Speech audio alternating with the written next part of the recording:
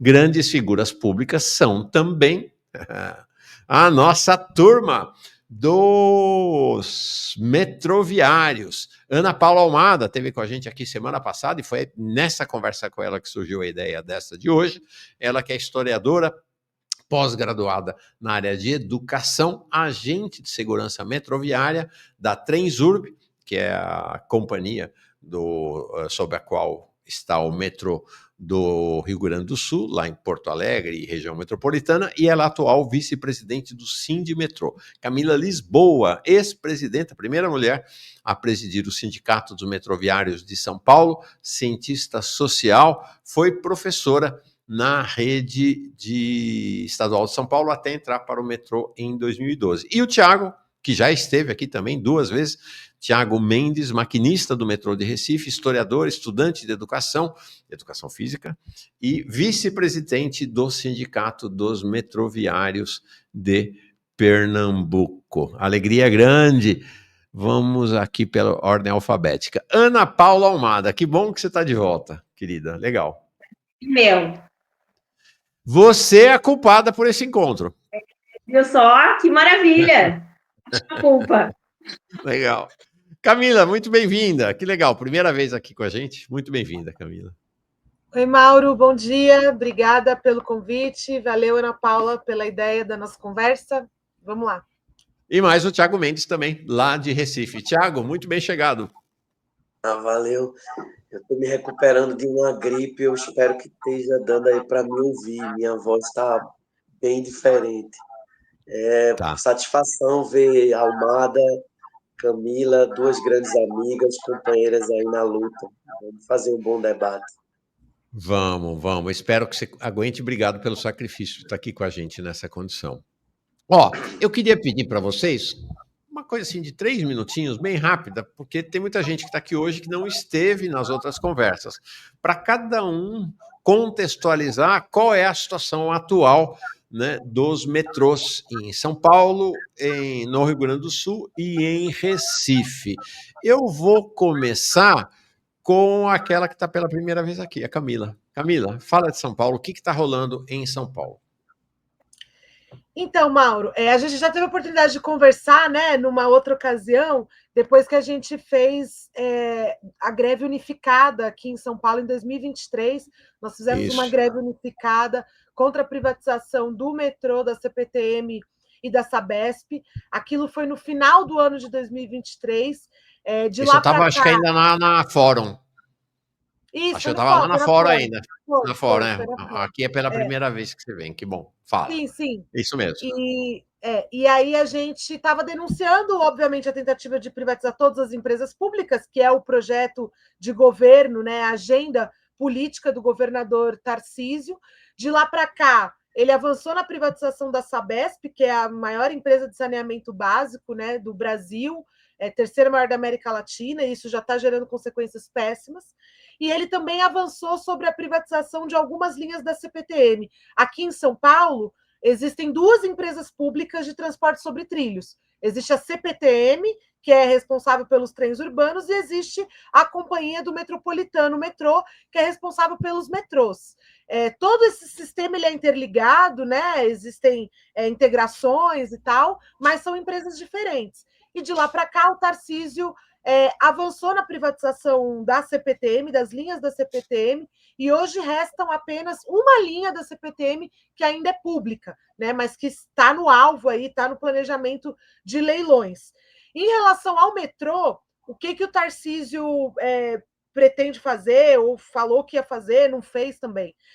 Ele está tentando leiloar as linhas de metrô através da chamada concessão casada, que é o que ele fez na linha 7 Rubi. O que é essa concessão casada? Ele vende uma linha já existente e também vende a concessão de uma futura linha. Né? Foi isso que ele tentou fazer em relação à linha 1 azul, que é a linha mais antiga do metrô, mais tradicional. Para quem é de São Paulo está nos assistindo, é a linha que liga Jabaquara a Tucuruvi, a norte e sul. É o primeiro trecho do metrô que surgiu lá em 1974. A primeira operação comercial foi o trechozinho lá de Jabaquara até Vila Mariana. e ele tenta vender essa linha de forma casada com uma futura linha que vai ligar o metrô até o ABC. Só que este projeto ele ainda não foi para frente, né? Este projeto de privatização do metrô, o Tarcísio se embaralhou aí, se atrapalhou no processo de privatização disso. Em parte porque não apareceu nenhuma empresa interessada nessa concessão casada, mas também em parte porque os trabalhadores demonstraram resistência, né? Parte do processo de privatização aqui em São Paulo, eu acredito que seja assim também em Porto Alegre, em Recife, em outros lugares, ele é antecedido por uma onda de terceirizações.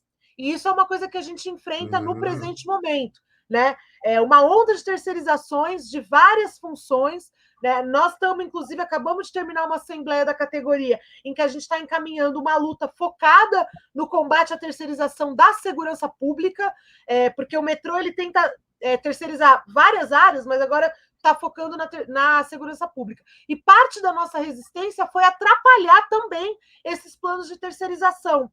Nós conseguimos impedir a terceirização do material rodante da linha 15 Prata, conseguimos impedir a terceirização do serviço de saúde ocupacional. Então, o Tarcísio ele segue com esse plano, com essa agenda econômica, com essa agenda política, com essa agenda de governo. Ele não desistiu disso, né? Ele é um privatista. Mas eu acredito também que as movimentações políticas dele, referentes à sucessão presidencial, agora ele está, no meio do julgamento do Bolsonaro, ele está batalhando pela aprovação do projeto da anistia, eu acredito que isso o tenha tirado, né, um pouco desse foco de avançar na privatização do metrô, o que não quer dizer que ele não continue atacando os trabalhadores aqui em São Paulo, avança na privatização das escolas, enfim. E uma última observação para eu passar para a Ana Paula e para o Thiago, é que essas concessões aqui em São Paulo, as que aconteceram, por exemplo, a da linha 7 Rubi, elas foram acompanhadas do apoio com investimento financeiro do BNDES. Uma das nossas iniciativas de resistência foi tentar uma articulação com o governo federal para que o BNDES não seja um auxiliar desse processo de privatização, né? Justamente porque nós estamos falando de um governo, no caso do governo federal, que minimamente se comprometeu com a agenda antiprivatista, mas infelizmente no setor do transporte sobre trilhos a gente não está vendo isso se manifestar. Então vou parar por aqui para deixar para passar para a Ana Paula, para o Thiago, que eles também são metrôs federais, né? São metrôs que se enfrentam com o projeto federal. Olha, aqui 2 comentários sobre exatamente o que você falou. A Márcia Castro, a Rubi 7 está dando ruim para a população, que é essa linha, a linha 7, a linha Rubi, que foi privatizada. E a Clau Ribeiro Tarô, nós mostramos aqui, viu, Camila, as imagens apocalípticas, né? Havia um serviço integrado dessas 2 linhas, a linha 7 Rubi e a linha 10 Turquesa. Então você embarcava numa e estava embarcado. Né? Acabou, por conta da privatização, acabou. A situação ali na Barra Funda, é um negócio assim, um cenário de caos todos os dias. A gente mostrou o vídeo aqui, impressionante, efetivamente. Legal, Camila. Obrigado. Você está na diretoria do sindicato ainda não? Sim, eu sou a atual presidenta do sindicato. Eu vi que você falou mas eu sou a atual. Por quê? Nossa, procurei em 2 lugares. Eu também estranhei quando eu vi ex-presidenta em 2 lugares. Eu falei, nossa, mas ela não é. Então você está na presidência do sindicato? Estou na presidência do sindicato, nós estamos em processo eleitoral, vai ter em novembro a gente muda a gestão. Eu não serei mais a próxima presidenta. Não. Apesar de eu estar numa das chapas aí, mas eu não sou candidata a presidenta, mas eu continuo presidenta até novembro. São 2 gestões tuas como presidente ou uma? Não, uma como presidenta, e antes eu era coordenadora geral do sindicato, porque o nosso sindicato tinha um formato diferente e eu era uma das coordenadoras gerais. Legal. Tá bom, então tem eleição esse ano. Gente, não foi fake news, tá? Foi o que a gente chama de jornalismo de barriga, que é uma informação equivocada, sem intenção. Tá aí, Camila, então, presidenta do sindicato. Ana Paula Almada, chega mais para contar para nós aí do Rio Grande do Sul, dessa situação aí que vocês vivem no metrô. Então, bom dia, Mauro, bom dia, Camila, Thiago, pessoal que está assistindo a gente. Então, estou muito feliz de estar aqui depois de uma ideia nossa que surgiu, né, no meio da nossa entrevista da semana passada, e que bom que foi tão rápido, que a gente conseguiu, né, fechar as agendas. É importante eu acredito na insistência da notícia, sabe? Vai batendo no ouvido da galera e vai tornando mais comum tu pensar sobre isso, e a gente está precisando nisso. A gente está precisando disso no assunto transporte público, seja ele na esfera nacional, regional, estadual, enfim. A gente precisa que a população se atente para isso, porque apesar de ser realidade, a maioria da população depende do transporte público diariamente, não se para pensar sobre, né? E os governos aproveitam isso, essa falha de tempo, enfim, e a gente tem que entrar nessas lacunas para munir a população com conteúdo e com informações verídicas sobre o tema, e ninguém melhor do que os metroviários para falar sobre isso, né? Então, nós temos a situação um pouco distinta de São Paulo, que a Camila relatou, porque nós somos vinculados à Transurb, que é o trem urbano aqui de Porto Alegre, região metropolitana. Ele é vinculado ao governo federal. Nós somos uma empresa pública federal.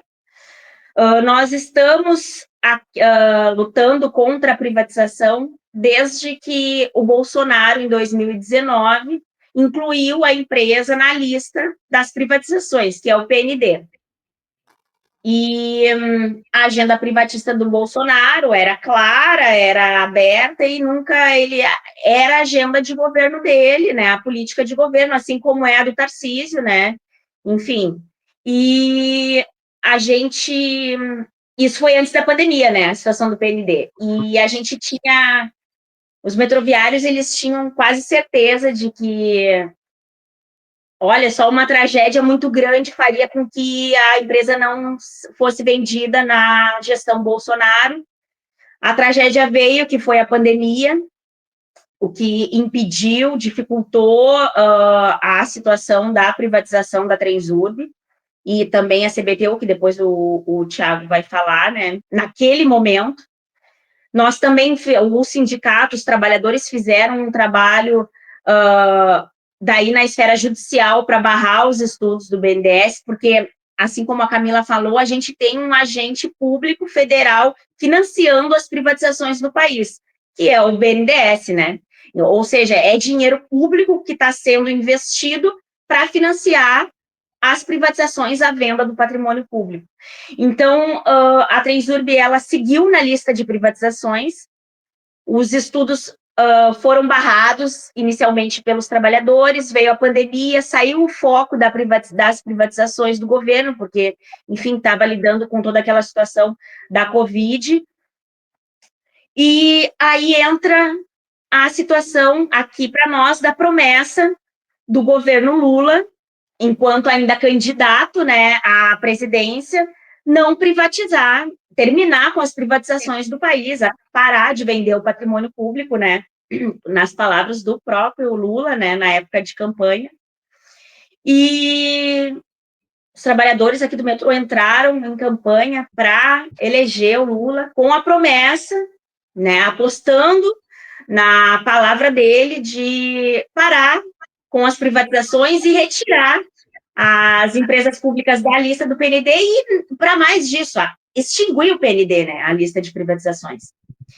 Porém, a gente segue só no campo de promessas, desde então, a gente já está se encaminhando para o final do governo, a gente tem uma promessa do Lula ainda candidato, a gente tem 3 cartas entregues diretamente para ele, nas mãos dele, a respeito do nosso tema, a gente tem confirmações dessa promessa em 2023, em 2024, em 2025, pelos ministros, pelo secretário do PPI, que é quem coordena ali as privatizações, os estudos do BNDES, né? E a nossa luta é essa. A nossa luta é para que o governo que a gente ajudou a eleger, que a gente apostou na palavra e no comprometimento dele com a classe trabalhadora, seja de fato cumprida, e desde então os trabalhadores aqui da Transurb, e hoje unificados com os trabalhadores da CBTU, vem lutando para que a gente consiga que o presidente Lula assine o decreto retirando essas empresas da lista de privatizações e tirando do alvo, da mira, da venda das concessões, enfim. Assim, um geralzão, a nossa situação é essa. Perfeito. E aí, em Recife, Tiago, fala para nós qual é a situação aí. A gente teve algumas atualizações da minha última... Estão me ouvindo? Dá para me ouvir bem? Super. A gente teve algumas atualizações, né, da minha última vinda por cá. A nossa campanha que nós fizemos, né, foi uma campanha casada com os companheiros aí da Transurb, ela conseguiu furar uma porrada de bolha que a gente achava que não conseguiria. E aí eu estava lembrando com a Almada, conversando essa semana, que a gente faz o briefing nosso, né, semanal, o que é que a gente precisa fazer, como é que a gente precisa se organizar, as duas categorias. Que uma vez eu tive uma conversa com a Camila, no almoço, antes de um congresso da nossa federação, e eu falava, rapaz, a gente precisa conversar com esses meninos aí que produzem conteúdo. Aí eu citei até o Jones, né? Eu falei, ó, eu conheço lá o menino de Recife, né? E quando eu estava saindo do movimento estudantil, o Jones estava chegando, né? E aí ele está produzindo muita coisa, e eu acho que é um caminho para a gente começar a fazer um debate aí, para ocupar um lugar que a gente não ocupa. Mas aí essa conversa não avançou, né? E aí foi engraçado porque acabou que a gente acabou fechando uma parceria aí com o Jones e conseguiu romper um cerco, né? Mas essa ruptura ela teve, evidentemente, uma consequência, porque chegou lá em Brasília e o Rui Costa deu uma declaração bem atravessada na semana passada, né? Confirmando o processo aí da intenção da concessão da entrega da CBTU ao governo do Estado, mas faltando acertar o que a gente já tinha adiantado aqui, que é uma questão de valores com a Raquel Lira, né? Então, me parece que a dúvida agora aí entre o governo federal e a Raquel Lira é quanto vai vir, né? A Raquel Lira está usando, inclusive, esse processo de mobilização nosso para exigir mais dinheiro, né? Para vender mais caro o passe dela, né? Mas também eu acho que as investidas que a gente vem fazendo vem abrindo um debate na sociedade aqui, né? A gente tem feito debates intensos aqui em Pernambuco, onde a gente não era chamado para fazer debate. Por exemplo, ontem eu estava no Opera Mundi fazendo exatamente esse questionamento, porque o governo Lula insiste em colocar como modelo a ser seguido para a gente, para os companheiros da Transurb, o modelo BH. Né? E o modelo BH é um caos, é caótico. Então, é fundamental a gente seguir nesse processo de debate, né? E denunciar também o que é que representa esse processo, porque o ministro Rui Costa, na declaração dele, disse, ó, eu gasto muito com a CBTU e a intenção do governo não é gastar mais, mas eu tenho 3 bilhões para botar no sistema. Então, é uma contradição terrível, né? Interessante como ele coloca, né? Eu gasto muito com a CBTU, como ele fosse um empresário dono da CBTU, né? O dinheiro é do povo brasileiro, né? É a postura coronelista, né, do Rui Costa, né? O Rui Costa é como se fosse o ACM vermelho, né? É a Margaret Thatcher do Lula, né? Então, vamos lá. Concretamente, eu acho que a gente tem algumas tarefas a nível nacional e que a gente precisa se organizar bem para explorar isso, né? Esse campo que se abriu, né? Primeiro é retirar de uma zona de conforto o setor institucional aqui dos parlamentares de Pernambuco que estão fingindo, fazenda egípcia, né? Fingindo que nada está acontecendo. Então, eu acho que essa nossa movimentação serviu para movimentar esse setor, para obrigar os caras a se posicionarem mesmo, né? Nesse contexto.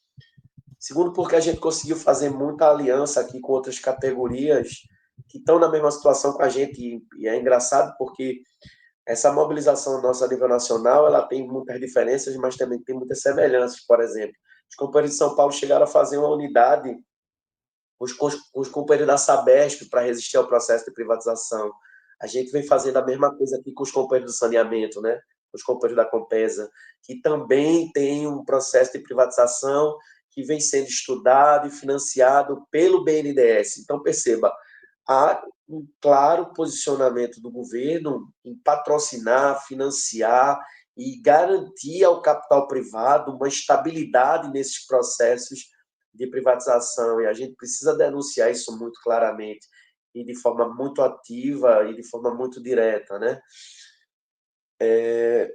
Uma outra coisa aqui em Recife que a gente tem feito bastante, né? São diálogos mais diretos com o usuário, que os companheiros do Rio Grande do Sul também fazem, né? Que são os cafés com o usuário. A gente tem colocado não só a parte de outdoor na rua, mas Pera. O que é um café com o usuário?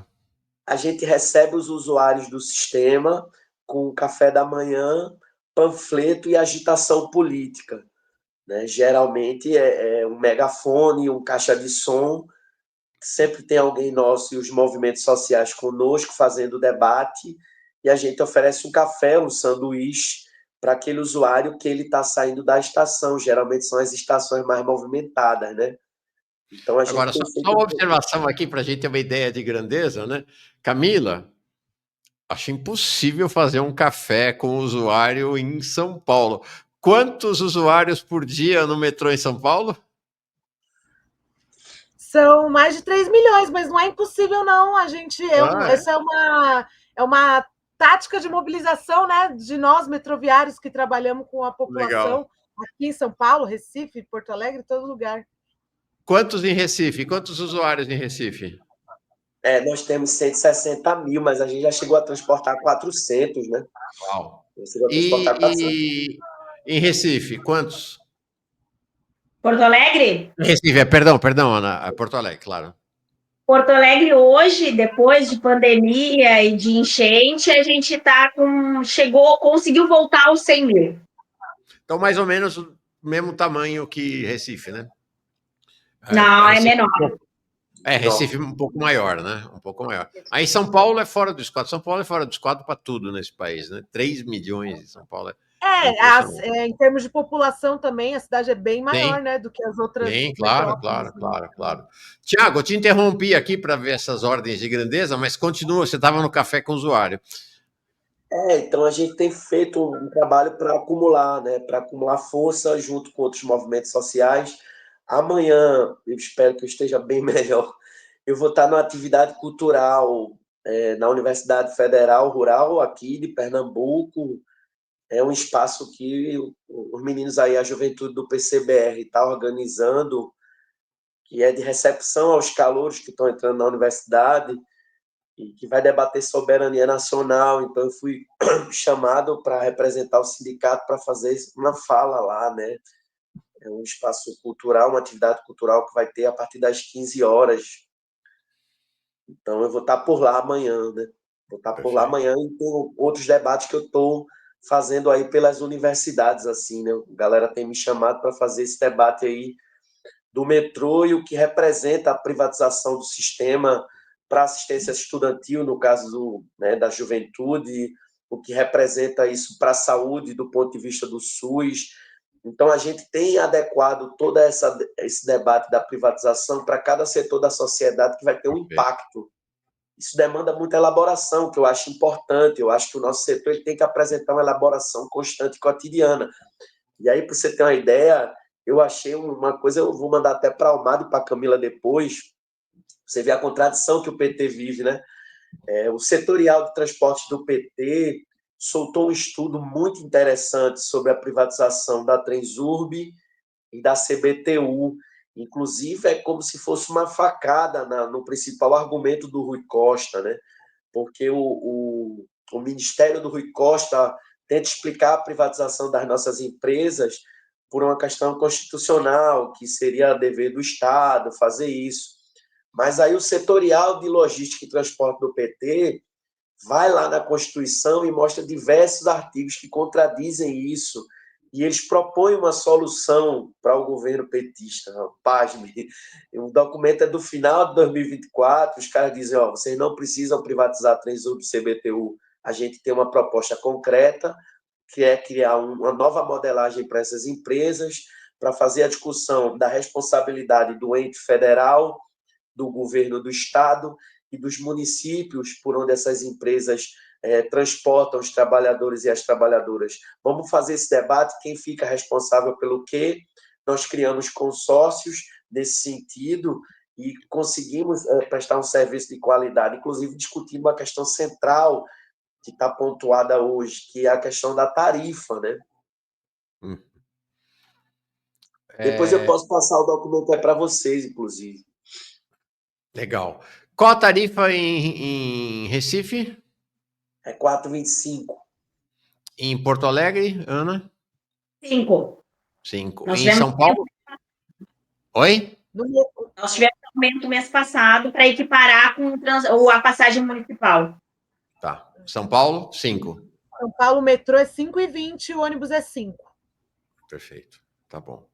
Ó, deixa eu perguntar para vocês.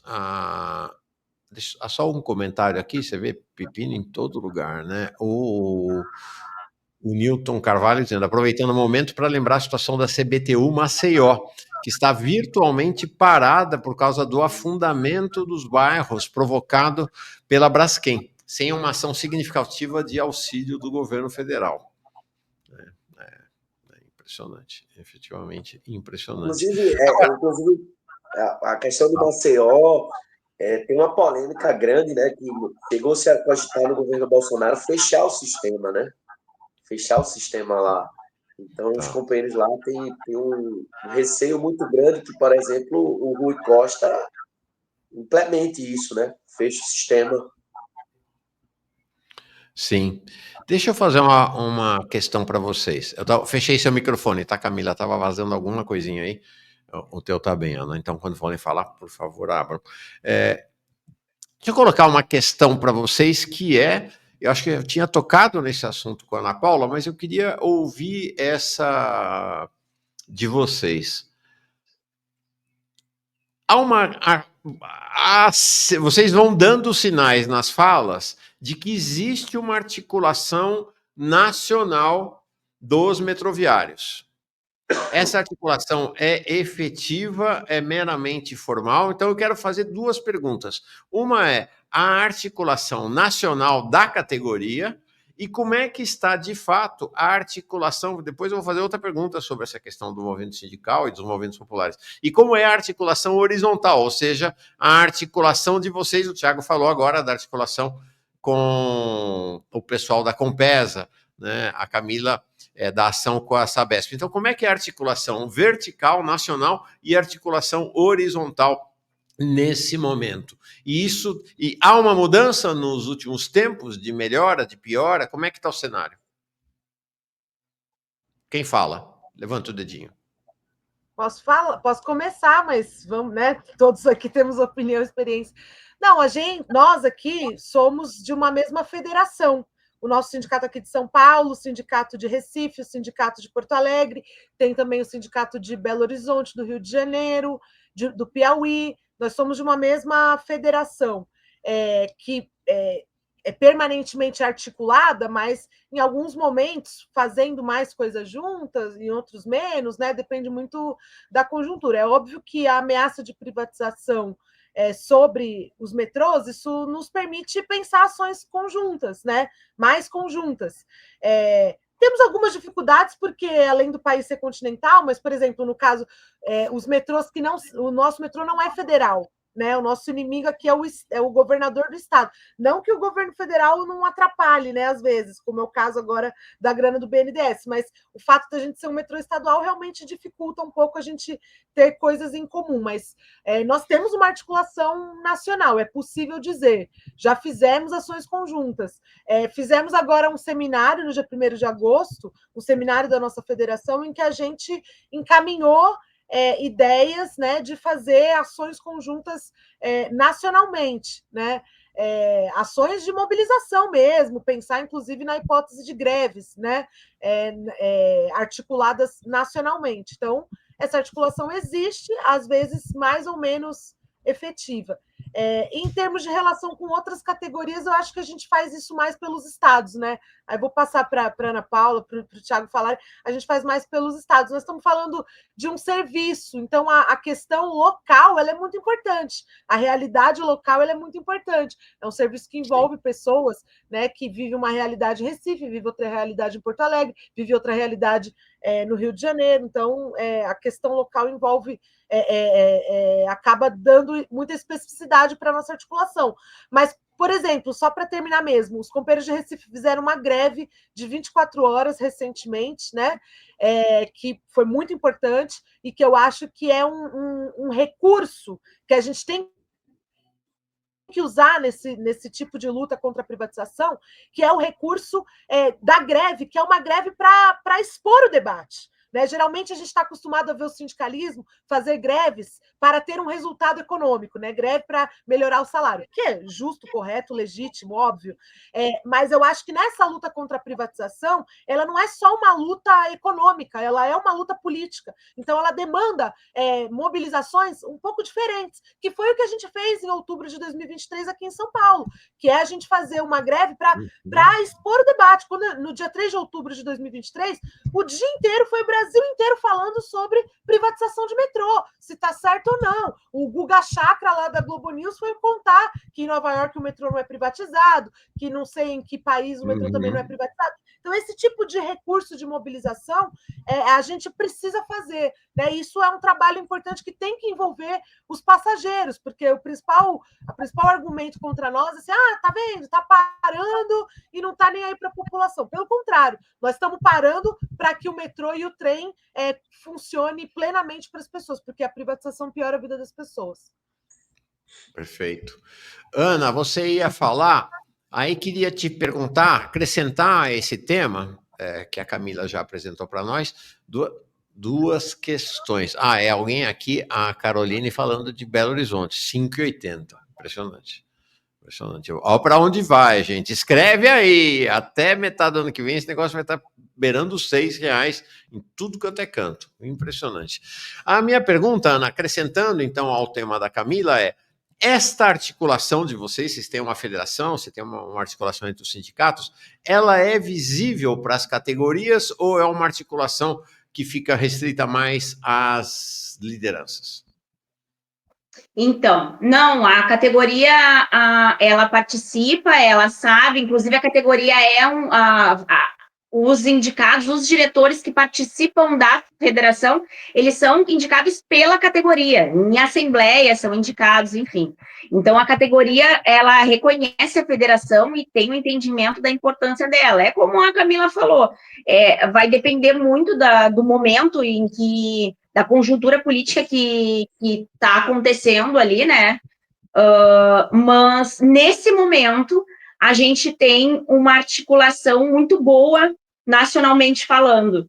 A gente, que nem o Thiago falou, a gente se fala toda semana. Quando a gente falou em a gente fazer uma roda de conversa com 3 metrôs, a ideia de ter a Camila para trazer a realidade daí de uma situação estadual, a gente está falando da maior cidade do país, né? Enfim, então a gente tem esse contato e mais do que nunca, o momento, ele pede isso.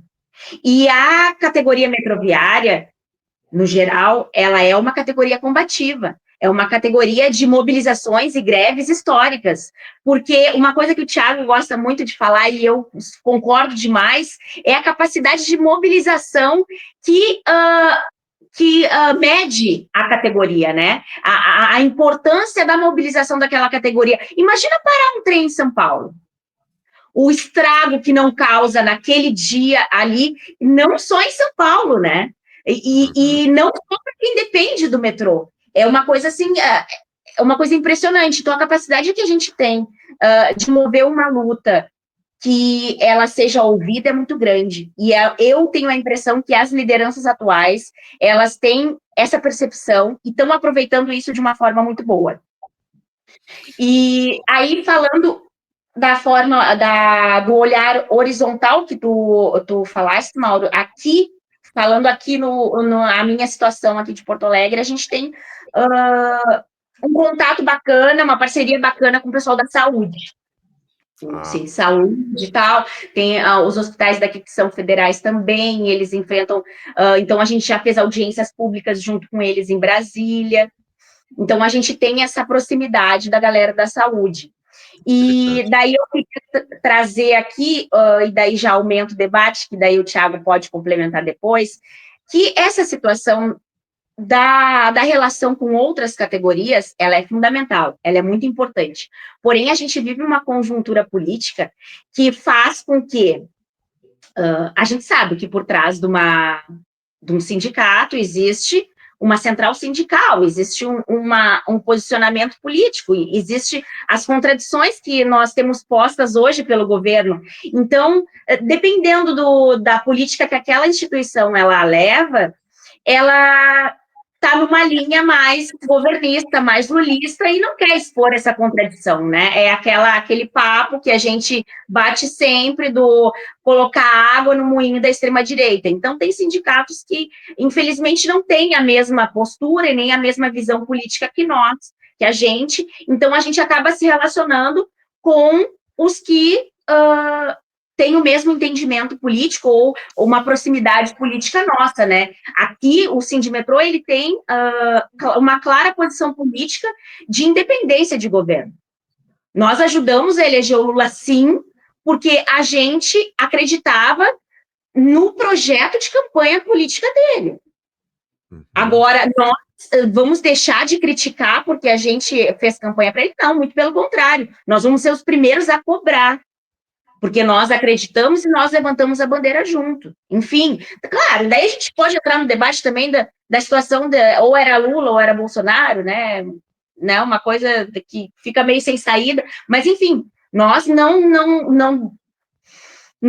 temos dívidas com nenhum governo ou com nenhum partido para a gente ter que se silenciar em algum momento. A gente defende a classe trabalhadora, a gente defende os metroviários, as metroviárias, e a gente pensa numa sociedade onde a gente consiga ter serviços públicos de qualidade, então a gente defende o funcionalismo público. E assim, para finalizar, essa nossa união enquanto classe metroviária, historicamente a gente não tem um momento em que a luta trabalhadora, a luta de classes tenha barrado uma privatização, mas eu tenho certeza que a gente trabalha, tanto eu, quanto Camila, quanto Thiago, diariamente para fazer um barulho bem grande, pelo menos, para falar sobre esse tema, e se passar, que tomara que não passe, ninguém vai cair em silêncio, né? Pelo menos expor as contradições e levantar a nossa política, a nossa bandeira, a gente tem conseguido fazer muito bem. Tanto que a gente tem agora, essa situação do Jones é uma, que o Jones, na minha leitura hoje, a gente tem um cenário de comunicação novo, moderno, que é a internet. E a gente precisa de comunicadores que falem a nossa pauta. E é muito difícil ter a galera que compra a nossa pauta. E o Jones comprou de uma forma porque ele acredita na pauta do transporte público. Não é porque ele tem algum acordo com a gente, não, ele acredita na revolução através de políticas públicas, e o transporte público faz parte disso. Então, a gente tem um aliado muito grande na figura do Jones, né? Que eu acho que deu uma voz legal para a nossa luta e faz com que as pessoas pensem sobre o tema transporte público. O Jones está assistindo, me mandou uma mensagem, mandou um salve aí para vocês três, e falou: olha, eu já tive uma ideia desse debate, eu vou fazer um vídeo convocando os comunicadores marxistas do país a falarem sobre essa questão da privatização dos metrôs. Acho que seria realmente bem interessante. Pergunta a partir desse tema da articulação. Claro, vou te passar, e aí você já emenda. Os sindicatos de vocês são filiados a quais centrais? Ana Paula, qual o central? Aqui é CSP com lutas. CSP com lutas. Aí, Thiago? CUT. Aqui é CUT. Qual? CUT. CUT. E CUT. É isso? CUT, CUT. Tá. E a Camila, em São Paulo, é a intersindical?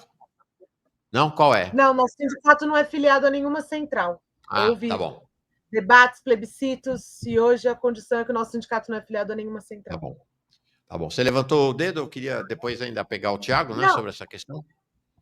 Não, Por só favor. queria dizer, muito legal essa ideia do Jones, porque assim, nós produzimos, né? Nós, nos nossos sindicatos, na nossa luta, a gente produz muito argumento sobre privatização, sobre a importância da mobilidade urbana. Depois que teve a experiência aqui em São Paulo da privatização das linhas 8 e 9, isso começou a ser um assunto muito na mídia, e a gente produz muito, e o que a gente tem dificuldade é de disseminar, porque tanto assunto, né? Assim, tanta luta, tanto assunto, a gente tem essa dificuldade de ter esses espaços para disseminar os nossos argumentos, a experiência mesmo como trabalhador do transporte público, qual o impacto da privatização na vida das pessoas e tal. Então, é ótimo que tenham pessoas dispostas a disseminar aí tudo que a gente produz, né? De argumento e tal em relação a isso. Só isso que eu queria falar. Bom, interessante. Essa é uma questão que eu vou colocar para vocês, mas vale a pena chamar a atenção que já há formulações.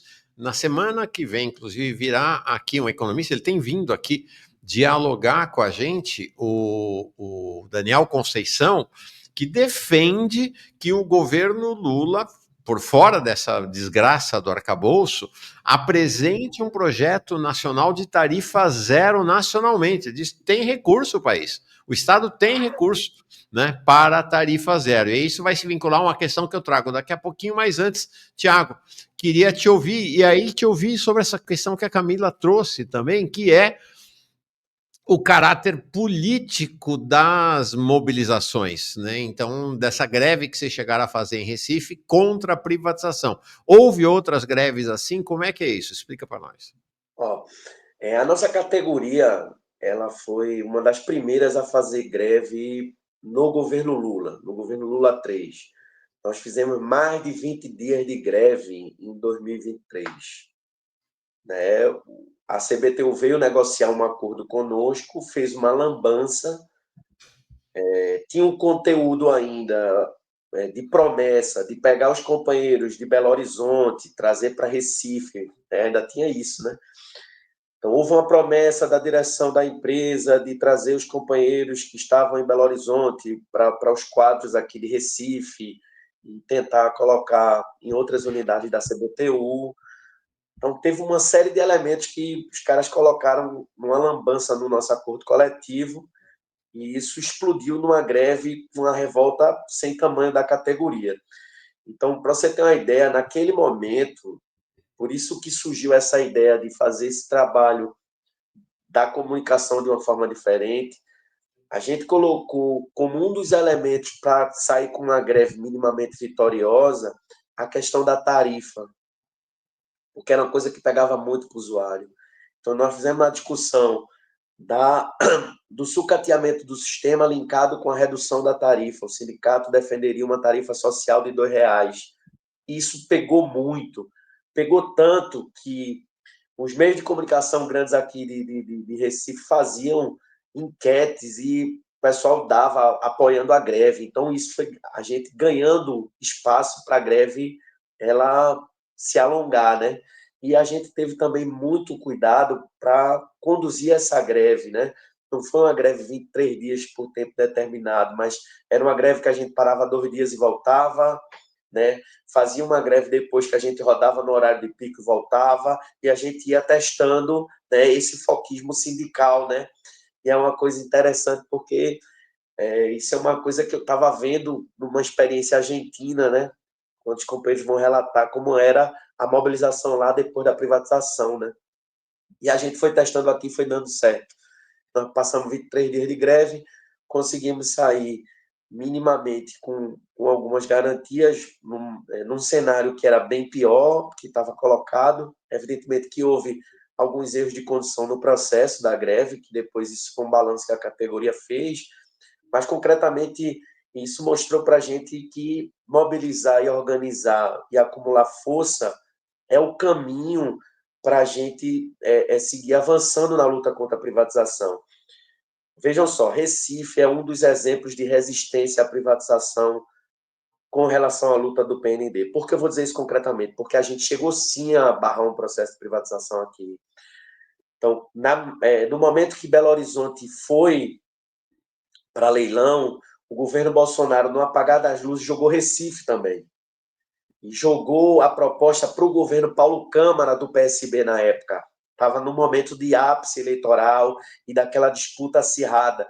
Então, é quando o Lula lança aquele vídeo que viralizou aí novamente, né? O Johnny chegou a republicar, que é ele criticando a privatização de Belo Horizonte. Eu acho que vocês lembram desse vídeo, né? Sim. Que não tem que privatizar, que a tarifa vai ficar cara e tal, que isso é um absurdo. Então, a gente pegou o vácuo daquele vídeo, foi para cima do governo Paulo Câmara aqui, fez uma série de mobilizações e o Paulo Câmara desistiu do processo, engavetou o processo. Só, no meu governo não acontece privatização. Então, meio que a gente resetou o processo teve que voltar do zero, não é? Agora, claro, a gente conseguiu estancar, mas com a promessa do Lula, né, inclusive em palanque, que caso ele fosse eleito, não ia ter privatização, as nossas empresas sairiam do PND e tudo mais. Então, a gente já resistiu a um processo como esse. Evidentemente que ele não chegou, né, ao nível de avanço que hoje ele está dado, né? Hoje existe um passo a mais, um passo à frente, e que a gente precisa dar a disputa também. Agora, do ponto de vista da articulação a nível nacional, a gente tem tentado fazer algumas discussões bilaterais que, às vezes, não são possíveis pela demora que a federação, evidentemente, tem para se reunir, se organizar. Então, muita coisa a gente faz, a gente e o Rio Grande do Sul, tem condição de fazer antes? Tem. Então, a gente vai e faz. Os companheiros do Rio Grande do Sul estão para vir para Recife, para visitar com a gente as nossas bases, para fazer essa interligação, criar essa relação de solidariedade, essa relação de pertencimento que eu acho importante, né, dos metroviários a nível nacional se enxergarem como uma categoria só, se enxergarem, né, como categorias irmãs. Então, os companheiros estão para vir para cá, a gente vai fazer esse tour com eles. A gente já fez isso no Rio Grande do Sul, a gente já fez um debate lá. Vamos ter uma audiência pública agora em Brasília, no dia 23, que é uma audiência que a gente está mandando uma delegação, né, para Brasília, junto com os companheiros, né, e que vão ter outros sindicatos também da base. A gente chamou os outros sindicatos da base da CBTU para participarem também, né, para reforçar esse cordão aí, fazer uma boa audiência pública. Em relação ao local, a gente tem construído com outros sindicatos aqui em Pernambuco. É importante fazer referência aos companheiros da saúde também, aqui, o sindicato dos enfermeiros, né, interessante, hein? Isso, tem sempre estado conosco. Por isso que a gente tem criado uma linha aqui tática de a gente fatiar o debate da privatização do metrô e os impactos em vários setores da sociedade e a gente criar elaboração específica para isso, né? Elaborações robustas, concretas, para que a gente ganhe esse debate do ponto de vista da propaganda. E com relação às centrais, só para concluir, Mauro, para já passar, a gente tem uma dificuldade, né? Eu sou extremamente crítico em relação à posição da CUT e como a CUT vem nos ajudando a construir. Na verdade, a CUT vai nos eventos, a gente chama, os caras vão, mas é aquele negócio, eu vou, faço uma fala, mas não construi muita coisa concretamente, não, com a gente, não. Então, as iniciativas de construção, elas têm partido muito mais da direção do sindicato, para propor para outros sindicatos atividades do que uma coisa organizada pela CUT, do tipo, vamos agora fazer uma frente, né, contra a privatização do metrô e vamos chamar nossos sindicatos para construir. Não, isso não existe. Concretamente, não existe esse chamado. Tá. Quero colocar ainda duas questões e aí mais uma que o Joaquim Silvino acabou de mandar. Vou começar pelo Joaquim Silvino para as duas aqui, Ana e Camila, sendo que a Ana é agente de segurança lá em Porto Alegre, tá? Ele traz uma questão que eu sei que é uma questão que, para quem usa metrô, é um tema, né? Ana e Camila, os agentes de segurança são truculentos. Os PFs da CPTM, né, os policiais, né, os agentes de segurança, só perseguem ambulantes. Eles se consideram policiais como é que é essa questão, começando contigo, Ana, que é agente de segurança, da relação entre seguranças e usuários? Então, Mauro, a gente tem a segurança pública, de maneira geral, ela tem... As pessoas divergem, né, em relação à opinião em relação a ela. E no trem, no metrô, não é diferente, né? Quando a gente fala de ambulante, a gente fala de pessoas que, claro, estão trabalhando. A gente vive um momento terrível social, né, de falta de grana mesmo, de condições, enfim, e estão ali tentando ganhar, né, o seu dia ali no trem, vendendo, fazendo uma rima e tal. Porém, a instituição, ela tem regramentos, né? E os agentes de segurança, eles são funcionários para cumprir esses regramentos.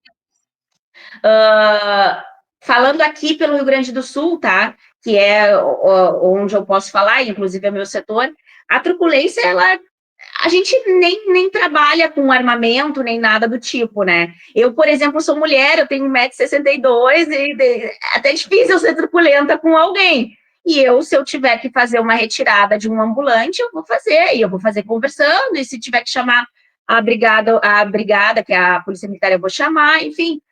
São os meios que a gente tem para atuar, mas a gente não está fazendo uma perseguição ao trabalhador ali, a gente simplesmente está cumprindo o nosso papel enquanto agente de segurança, né? E assim como existem pessoas que criticam o trabalho da segurança, de ter que retirar os ambulantes, de ter que tirar os rappers, de ter que tirar... Existem as pessoas que ligam para o controle reclamando dos vendedores ambulantes, sabe? Fazendo a reclamação e a cobrança de que ali naquele seu trajeto ele está sendo importunado, ou ele está sendo, enfim, assediado pelo pessoal, os pedintes, enfim. Então, a gente lida com o público. E o público é muito diverso, né? E é isso que a gente faz. A gente tenta executar a nossa tarefa da melhor forma possível. Mas daí eu queria chamar a atenção para uma coisa.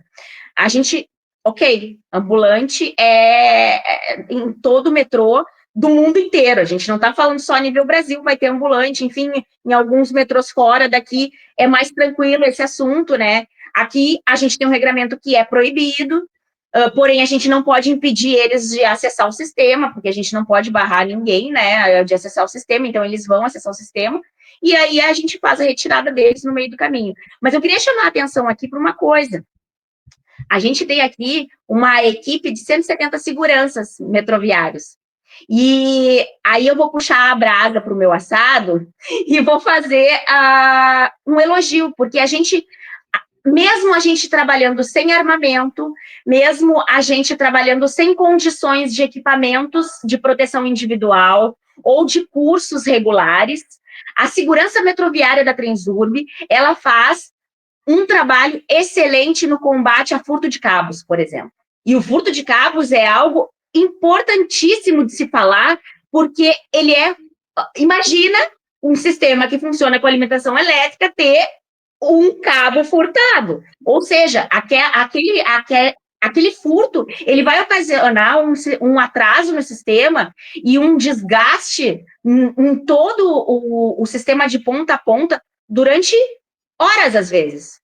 E a gente faz esse patrulhamento para evitar ou para reverter, e para ir lá e pegar o meliante e pegar o material de volta para não ter depredação do patrimônio público e poder utilizar de novo esse cabo. Então, a gente precisa falar sobre a importância de todos os setores de dentro do metrô. A gente precisa dar visão para a qualidade de mão de obra que a gente tem desses funcionários públicos.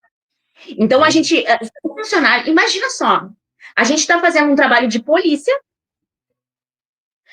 fazendo patrulhamento no nosso sistema, ou em áreas específicas que ocorrem os furtos de cabo, e que a gente já tem eles mapeados, porém a gente não tem perna para conseguir fazer com que sejam evitados, muitas vezes, Mas a segurança metroviária vai lá e corre atrás dos caras que estão roubando, eles fazem apreensão. Essa semana a gente tem imagens, depois eu posso te mandar, se tu quiser colocar aí no ar, para dar uma moral pro pessoal da segurança aqui em Metroviária do Sul. Os guris fizeram uma apreensão de um rapaz que estava fazendo um furto que ocasionou uma demora, um atraso do sistema de mais de 40 minutos. Então, é disso que a gente precisa falar, da qualidade do funcionalismo público e das coisas boas que eles fazem para a população. Ser truculento, eventualmente, isso vai ter em qualquer categoria, isso vai ter na segurança de um shopping, isso vai ter na brigada, e isso a gente precisa reverter, e a gente precisa trazer esses agentes para dentro de um sistema que funcione sem necessitar dessa truculência. Mas a gente precisa exaltar esses funcionários, a gente precisa exaltar a classe metroviária enquanto expertise da área que só ela tem.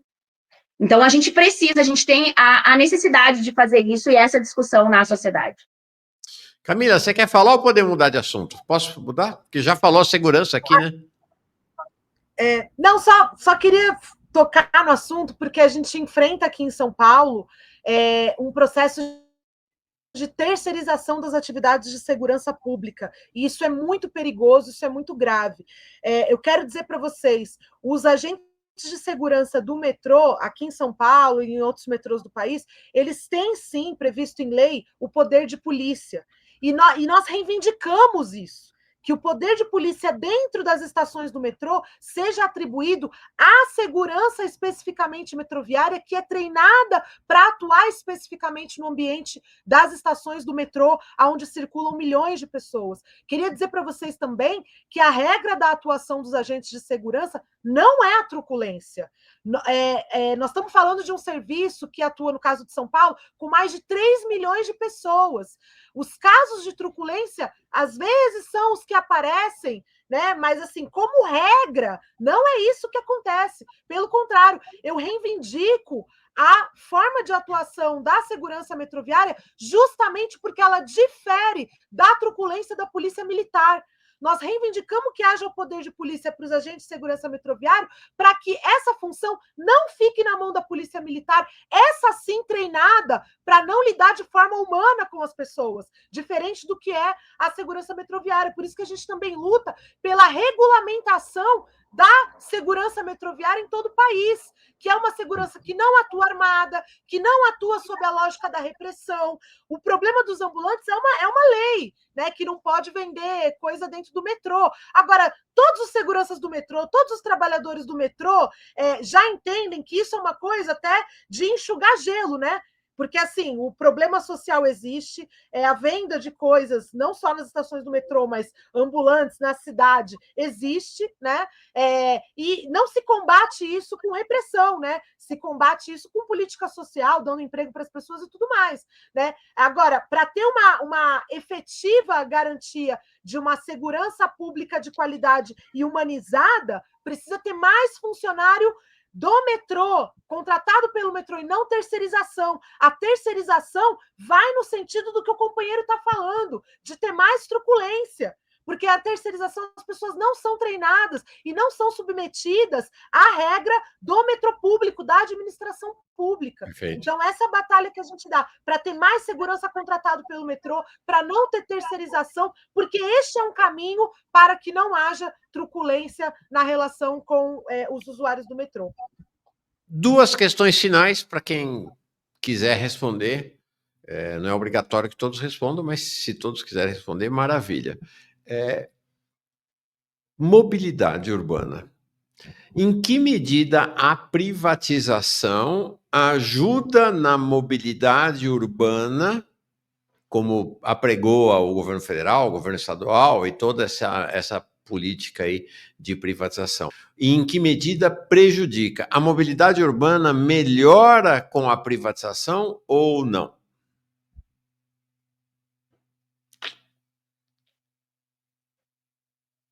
Meu microfone está aberto, então eu vou começar e depois eu passo para o pessoal. Não tem como defender isso. Não tem como defender essa afirmativa, Mauro. A mobilidade urbana só perde com a privatização. A gente tem hoje, por exemplo, no Rio de Janeiro, uma passagem a R$ 7,60, é a mais cara do país. Metrô privatizado. A O gente professor tem... Cox está dizendo aqui que já está em 7,90, será que é isso? Já perdi 30 centavos aí. Tá, então, a gente tem uma passagem alta, tá? Uma passagem cara. E se ela fosse R$2, tá? Tem muita gente que não consegue pagar esses R$2. Por que, Então, que a o gente já preço da passagem atrapalha a mobilidade urbana? É um obstáculo à mobilidade urbana. porque nem todo mundo tem grana para pagar esse valor, né? Então, a gente já restringe os usuários. A gente está falando do metrô, que é um transporte que ele é de energia limpa, ele não é poluente, ele é um transporte que ele é rápido, que ele não tem congestionamento, enfim, é uma mobilidade diferenciada. No momento que a gente fala em privatização, a gente fala em sucateamento desse serviço. E o sucateamento desse serviço, ele prevê uma piora nesse serviço, falando em manutenção, falando em segurança, tanto a segurança das estações quanto a segurança dos passageiros durante o transporte, e daí a Camila pode falar sobre a situação do monotrilho, sem o piloto, sem o maquinista ali, sem o operador, né? O perigo que é isso, né? E então a gente está falando de uma restrição ao serviço. E quando a gente está falando de restringir o serviço, né, fazer esse bloqueio, a gente está falando de impedir as pessoas de ter acesso às cidades, de ter acesso à cultura, de ter acesso ao lazer, de ter acesso à saúde, de ter acesso, enfim, ao que ela necessite no seu dia a dia e na sua vida cotidiana. Então, o principal ponto, e é o que pega mais para a população, é a passagem. É o primeiro ponto de restrição que vai se ter na mobilidade é o aumento da passagem, porque assim, ó, o transporte público, quando ele é gerido pelo governo, ele não deve visar lucro. Então, quando o Rui Costa diz que está gastando muito com o transporte, está gastando muito com a CBTU, cara, e o valor agregado que vem no comércio local dessas pessoas que estão sendo transportadas? Isso que eu nem estou falando do direito social que elas têm, previsto em Constituição. Que não interessa se ele vai gastar ou não. O Estado precisa fazer essa oferta para a sua população. Então, não tem como defender essa que privatizar vai melhorar a mobilidade urbana. Não tenho nenhum argumento que eu consiga passar pela minha cabeça que eu consiga defender. Legal. Camila, você tinha se inclinado aí para falar também? Não, acho que a Ana Paula já falou, mas vou dar um exemplo bem prático do metrô do Rio também, né? Quando o metrô do Rio foi privatizado, em 1998, a promessa era eficiência, ampliação, aumentar a quantidade de linhas, que é exatamente o que o governador Tarcísio fala aqui em São Paulo, que tem que privatizar para poder expandir, que foi o argumento também usado quando privatizou a linha 5 aqui do metrô, né? E aí, o que aconteceu no Rio de Janeiro foi que não expandiu, nós estamos falando de...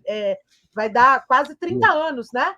Pouco mais Duas de 25 anos da privatização do Rio de Janeiro. Então, assim, é um grande laboratório, o Rio de Janeiro. Não expandiu, diminuiu a quantidade de usuários, porque a qualidade piorou e é a passagem mais cara do país. Então, é um exemplo de que a privatização ela prejudica a mobilidade urbana. É sobre isso que nós estamos falando. Nós não estamos falando só da defesa dos nossos empregos, nós estamos falando disso também, porque isso é totalmente legítimo que o trabalhador lute em defesa do seu emprego. Mas não é só sobre isso.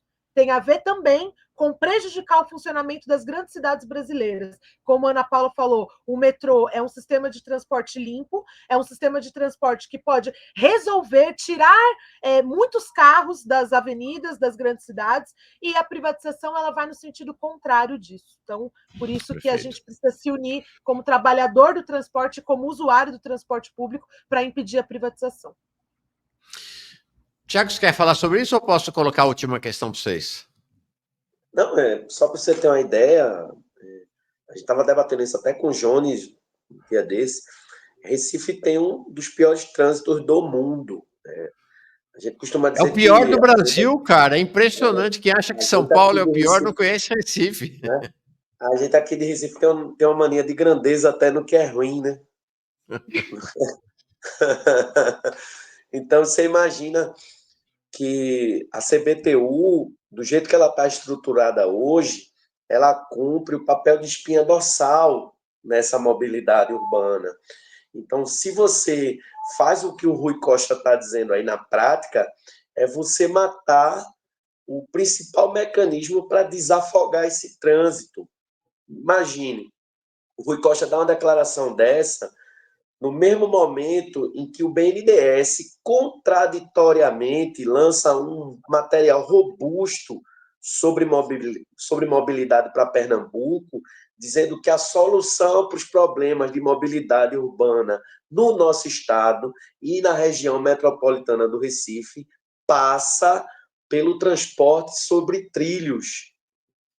Então, imagine, passa a resolver o problema de mobilidade, né, investindo no transporte sobre trilhos, mas o ministro da Casa Civil diz que gasta demais, mas que vai jogar 3 bilhões na mão dos tubarões da iniciativa privada. Então, nada disso encaixa. Qual é o problema para os grandes defensores das privatizações do nosso modal? É a história. O encontro com a história, né, desmascara todos esses argumentos.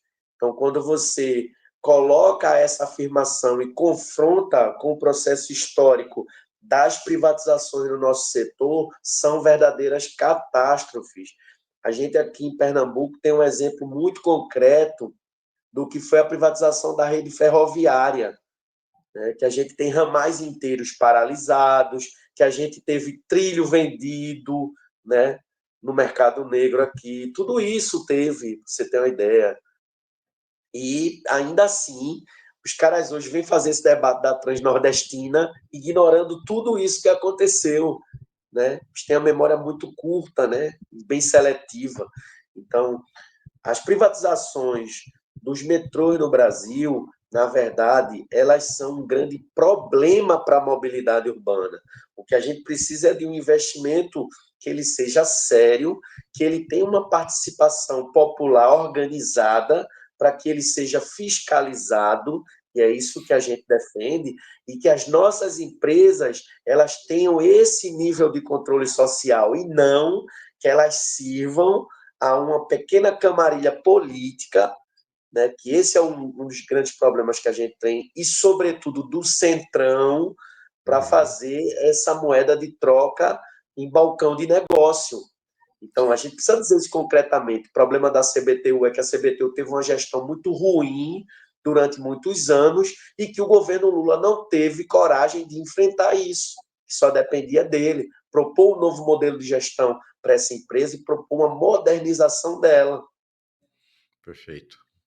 Eu quero botar uma última questão, se vocês me derem mais 5 minutinhos de cada um, e aí eu vou seguir com a Renata Prado para falar de funk. Ela já está aqui embaixo, na sala de espera, um beijão para ela, queridíssima. Daqui a pouquinho vamos falar de funk e vamos falar de luta das periferias. A questão é, eu estou conversando, e ficou visível para todo mundo que está assistindo, com 3 sindicalistas, todo mundo já sabia, mas vocês são líderes sindicais com uma capacidade não apenas de estar lá na linha de frente, mas de elaborar, né? São intelectuais nesse mundo do sindicalismo.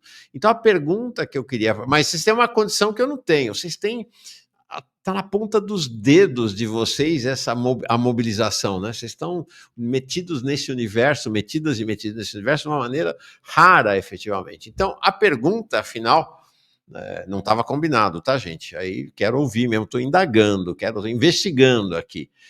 Há uma tese, me parece consensual, na esquerda, que a gente vem de um longo período de descenso nas lutas sindicais e sociais. Acho que me parece um consenso disso.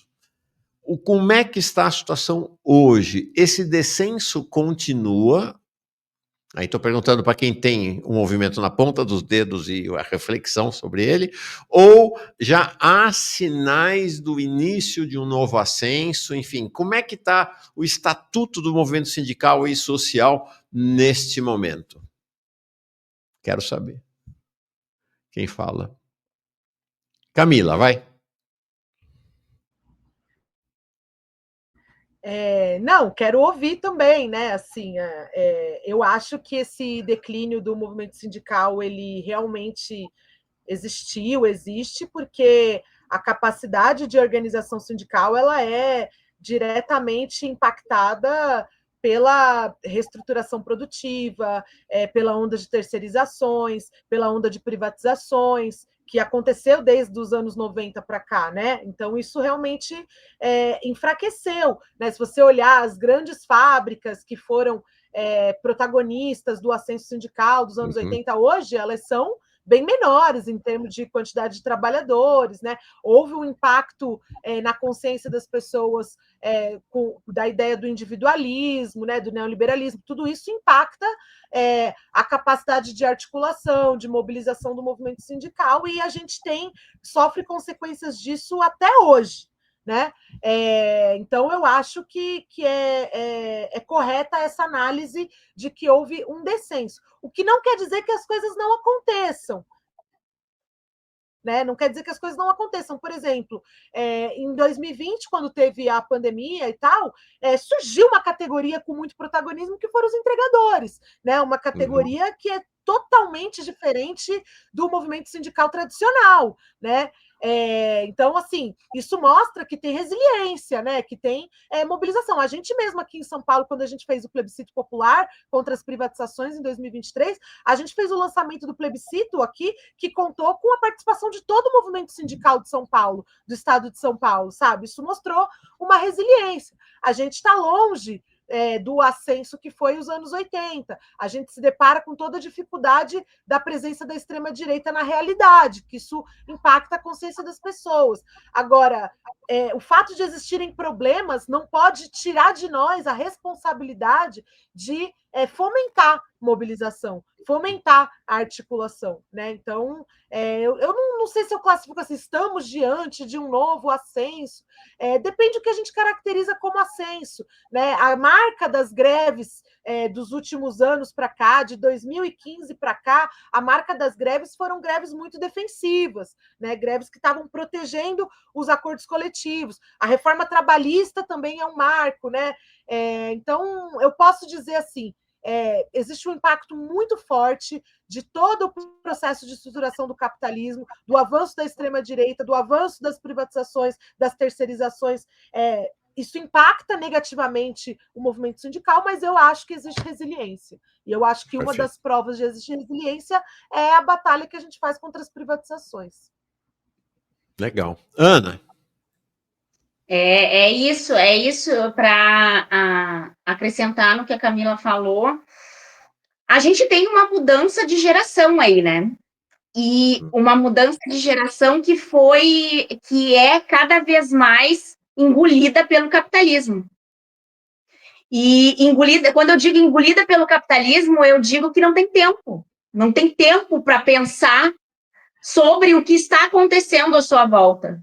Não tem tempo, porque ela precisa produzir para ganhar, enfim. E daí, quando ela tem tempo, o tempo que ela tem, ela vai ou dedicar para a família, ou para descansar, ou escala 6x1, né? Então, a gente tem esse ponto que dificulta e que traz uma barreira para a nossa luta, né? Para o movimento sindical. Outro ponto que a gente tem também, e aí eu digo por experiência própria das últimas estadas em Brasília, é a quantidade que a gente tem de ex-sindicalista no governo. Então, o sindicalista virou governista, sabe? Então, o sindicalista raiz, ele está lá em Brasília, ele está lá nos ministérios, ele está dentro do governo. Então, mas, ao mesmo tempo, eu consigo perceber uma vanguarda surgindo. E uma vanguarda surgindo de uma forma um pouco mais radical, que é o que a gente precisa. Claro que não ainda da forma como a gente gostaria, a espessura que a gente gostaria. Eu, por exemplo, eu tenho 42 anos, mas no mundo sindical, eu tenho 2. Uau! Então, por quê? Porque eu não tinha tempo até então para entrar nesse mundo. Que eu, quando me propus a entrar aqui para lutar a favor da minha classe, né, da minha categoria, eu queria me dedicar 100% a isso. E eu tenho uma filha de 10 anos, vai fazer 11 agora, nos próximos dias. Então, foi quando eu consegui, né, fazer... vincular as duas coisas, eu consegui fazer o balanço ali, nesse momento eu posso. E senão eu tinha entrado muito antes. O meu histórico estudantil, ele né, eu sempre tive essa proximidade, esse gosto porém eu nunca tinha participado efetivamente. Então eu consigo identificar essa vanguarda, porém ainda não da forma como a gente necessita para o momento que a gente está vivendo. Mas é aquela coisa, eu sou romântica e eu acredito na rapaziada e bora para a luta, é isso? Tiago, para encerrar então nossa conversa, como é que você caracteriza esse momento do movimento sindical e social no país? É uma tarefa difícil, né? É uma tarefa difícil porque a gente vem de um momento de muita cisão, né? Sobretudo na esquerda. Então, eu acho que o grande desafio nosso é construir um consenso mínimo para tocar as nossas agendas mais urgentes. Então, tocar isso na prática demanda muita calma, primeiro, né?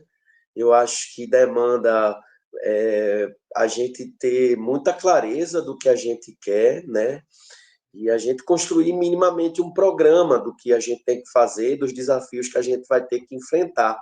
Agora, a Almada colocou uma coisa aí que é muito engraçada, né? E é surreal, porque a gente veio aqui para o ato, quando o Lula veio para Pernambuco, a gente estava parado 24 horas, eu tinha acabado de chegar aí do Rio Grande do Sul, desci do avião e fui praticamente para o ato, né? Então, quando a gente chegou em Brasília Teimosa, já tinha um cara lá que foi da Eletrobras, dirigente sindical, para recepcionar a gente, né? E o cara, a primeira coisa que o cara chegou quando conversou com a gente é: estamos do mesmo lado, né? Eu vim aqui do movimento, não sei o quê, né? Aí, quando perguntou para o cara, e aí, você é de onde? Não, eu sou da Eletrobras e tal, passei por um processo semelhante. Então, vocês veem que até a situação para gerar empatia, os caras jogam no movimento para a gente, né? Então, meio que para quebrar, né? Então, tem uma relação de empatia aqui com vocês, né? Passei por esse processo, sei da luta, sei como é. Mas a gente tem uma geração nova surgindo aí nos quadros do movimento sindical e que tem uma tarefa. Eu acho que a tarefa da gente não é só elaborar como a gente vem tentando fazer em tempos muito difíceis, né? Que a gente vem elaborando em tempos que são extremamente difíceis e que a gente é muitas vezes acusado de estar jogando água no moinho da extrema-direita, né? E é exatamente o contrário. A gente vem fazendo um alerta, e é um alerta muito categórico. O agente faz as coisas do jeito que a gente precisa fazer e com o cuidado que a gente precisa tomar, ou o sinal de igual vai ser colocado muito concretamente por aquele trabalhador que pega todos os dias os nossos modais. Porque, vejam, a gente denunciava o Bolsonaro por conta da política econômica, e quando a gente olha a política econômica colocada para os metrôs e para a mobilidade urbana, é muito semelhante. Tem muito pouca diferença. A única diferença que os caras tentam jogar para a gente é: vamos manter os seus empregos, né? Que nem isso está colocado, né? Isso é da boca para fora, que os caras colocam e tal, né? Não existe nada garantido e concreto, nem para essa falácia aí do Rui Costa.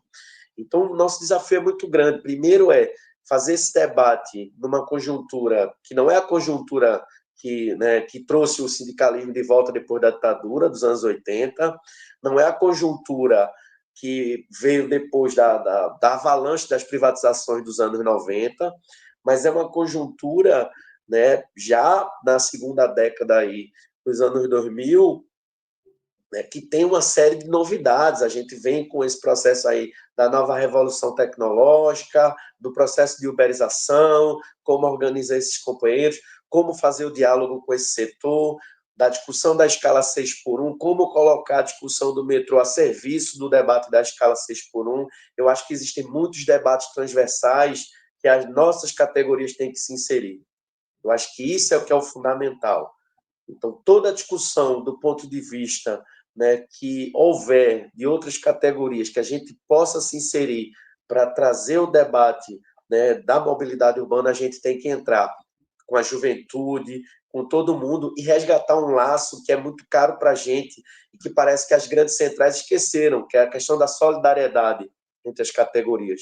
Não se fala mais em fazer, né, movimentos de solidariedade quando uma outra categoria está numa situação muito ruim. A gente precisa resgatar isso o mais rápido possível e eu acho que a saída é a gente tentar construir uma mobilização a nível nacional com a perspectiva, sim, de paralisação a nível nacional para dar uma resposta ao que a gente vem enfrentando.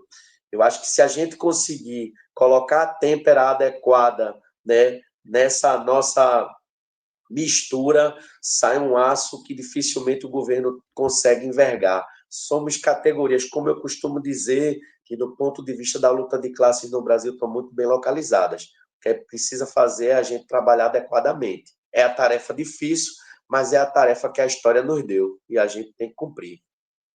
Gente, sensacional essa conversa, aprendi demais, acho que todo mundo aprendeu muito. Ana, obrigado pela iniciativa, pela promoção. Tiago, obrigado por ter aceito e ter vindo aqui. Camila, depois de anos, né? Depois de 2 anos, pelo menos, estamos de volta juntos aqui. Então é isso aí, os 3 dos maiores líderes dos metroviários brasileiros. Acho que foi uma conversa muito legal e um sinal de coisas que precisamos fazer também, né? Que é botar em diálogo, botar em conversa. Camila, obrigado, querida. Valeu, Mauro. Eu que agradeço. Agradecer a Ana Paula, o Thiago também. É isso aí. Seguimos juntos na luta. É isso aí. Tiago, querido, obrigado também. Valeu, gente. Foi um prazer rever vocês, viu? Camila, Almada, mais uma vez, e Mauro, estou à disposição. Um cheiro grande aí para todos. Ana Paula, que eu chamava de Ana Paula, mas o Tiago chama de Almada. Almada, que bom que você veio. Obrigado, viu? Obrigado pela ideia. Fico muito contente de ter a gente conseguido fazer esse encontro. É um prazer estar aqui com vocês. É um prazer estar aqui conversando com a galera sobre a nossa luta, que é tão importante para toda a população. Tamo junto. Valeu, É um prazer sempre. Legal. Beijão nos 3. Tchau.